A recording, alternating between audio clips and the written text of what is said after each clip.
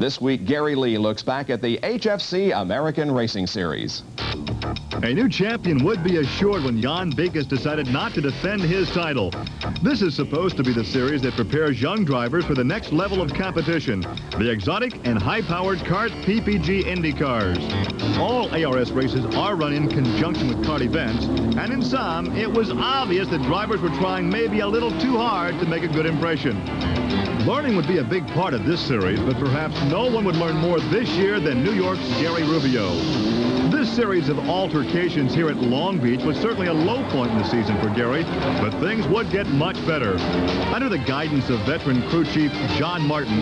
Concentrate, don't make a mistake. This is all yours, don't make a mistake. He would go on to win at Toronto and finish third in the point standings.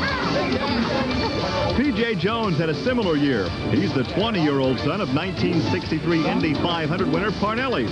At the first race in Phoenix, he has nowhere to go to avoid spinning Roberto Quintanilla, and then gets drilled by Canadian Daniel Campo.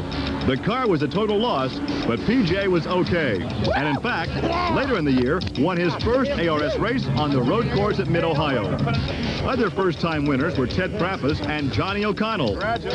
8 of the 12 races were won by either Mike Groff or Tommy Byrne, and their battle for the championship came down to the final race at Laguna. Tommy had it in the bag until this incident with Australian Arthur Abrams just 4 laps from the finish. It is now down to 3 cars battling.